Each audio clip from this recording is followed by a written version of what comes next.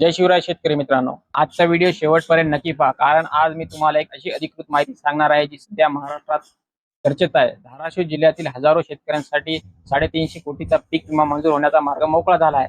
पण सर्वात मोठा प्रश्न असा आहे की लातूर, बीड, परभणी, हिंगोली, नांदेड आणि इतर जिल्ह्यांचं काय? या प्रश्नाचं उत्तर मी व्हिडिओच्या शेवटी देणार आहे।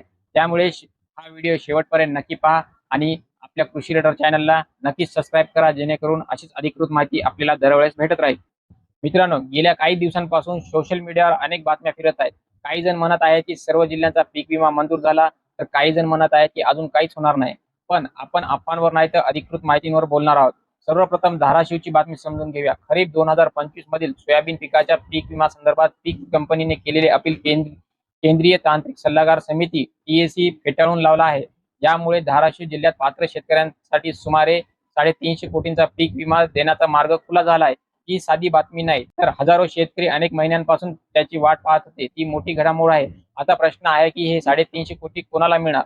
प्रत्येक शेतकऱ्याला मिळणार का? नाही, फक्त त्या महसूल मंडळातील आणि त्या निकषांमध्ये पात्र ठरलेल्या शेतकऱ्यांना लाभ मिळणार आहे। त्यामुळे धाराशिवला विमा मंजूर म्हणजे प्रत्येक शेतकऱ्याच्या खात्यात उद्या पैसे येतील असा अर्थ होत नाही। आता दुसरा महत्त्वाचा मुद्दा, जिल्हाधिकारी कार्यालयाकडून पुढील प्रशासकीय प्रक्रिया सुरू करण्यात येत आहे। पात्र शेतकऱ्यांच्या याद्या, बँक खात्यांची पडताळणी आणि विमा कंपनी मार्फत निधी वितरण यानंतरच पैसे खात्यात जमा होतील। त्यामुळे काही दिवसात कालावधी लागू शकतो। आता लातूरची परिस्थिती पाहूया। अनेक शेतकरी विचारत आहेत, धाराशिवला मिळालं, मग लातूरचं काय? सध्या उपलब्ध अधिकृत माहितीनुसार लातूरमध्ये सर्व महसूल मंडळे पात्र ठरली नाहीत। काही प्रकरणांमध्ये फेरफारणी सुरू आहे आणि काही भागांसाठी भरपाई निर्णय झाला आहे। त्यामुळे लातूरमधील सर्व शेतकऱ्यांचा एकाच वेळी पीक विमा मिळणार अशी घोषणा अद्याप झालेली नाही। याच ठिकाणी एक महत्त्वाचा प्रश्न येतो, बीड, परभणी, हिंगोली, नांदेड, जालना, छत्रपती संभाजीनगर या जिल्ह्याचं काय? मित्रांनो, या जिल्ह्याबाबत अजून धाराशिव सारखा अंतिम निर्णय जाहीर झालेला नाही। त्यामुळे कोणत्याही व्हिडिओ उद्यापासून पैसे किंवा सर्व जिल्हे मंजूर असे सांगत असेल तर त्या माहितीची खात्री करा। आता एक गोष्ट प्रत्येक शेतकऱ्याने लक्षात ठेवा, विमा मंजूर झाला तरी बँक खाते, आधार अर्जातील माहिती किंवा पात्रतेमध्ये त्रुटी असल्यास पैसे उशिरा मिळू शकतात। त्यामुळे तुमची सर्व माहिती योग्य आहे का हे तपासून घ्या। अनेक शेतकरी विचारतात, आमच्या गावाचं नाव यादीत नाही, आता काय? याचं उत्तर सोपं आहे। सर्व प्रक्रिया टप्प्याटप्प्याने होत असते।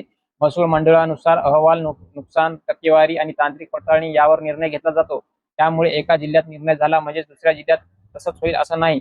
आता मी सुरुवातीला सांगितलेला सर्वात महत्त्वाचा मुद्दा, धाराशिवमध्ये विमा कंपनीचं अपील फेटाळलं गेलं, त्यामुळे शेतकऱ्यांच्या बाजूने मोठा निर्णय झाला। याचा अर्थ असा की इतर जिल्ह्यातील प्रलंबित प्रकरणातही पुढील काही काळात गती मिळण्याची शक्यता वाढली आहे। पण प्रत्येक जिल्ह्याचा निर्णय स्वतंत्र अहवाल आणि निकषांवर होणार आहे। त्यामुळे कोणत्याही अफवांवर विश्वास ठेवू नका। मित्रांनो, जर तुम्ही धाराशिव जिल्ह्यातील असाल तर अधिकृत यादी आणि बँक खात्याची माहिती तपासत राहा। जर तुम्ही लातूर, बीड, परभणी, हिंगोली, नांदेड किंवा इतर जिल्ह्यातील असाल तर घाबरू नका। अधिकृत आदेश आल्यानंतरच अंतिम माहिती मिळेल। आजचा व्हिडिओ संपण्यापूर्वी एक विनंती, कमेंटमध्ये तुमचा जिल्हा, तुमचा तालुका, पीक नक्की लिहा। पुढचा व्हिडिओ मी सर्वात जास्त कमेंट असलेल्या जिल्ह्यावर बनवणार आहे। व्हिडिओ आवडला असेल तर लाईक करा, शेअर करा आणि कृषी रडार चॅनलला सबस्क्राईब करा।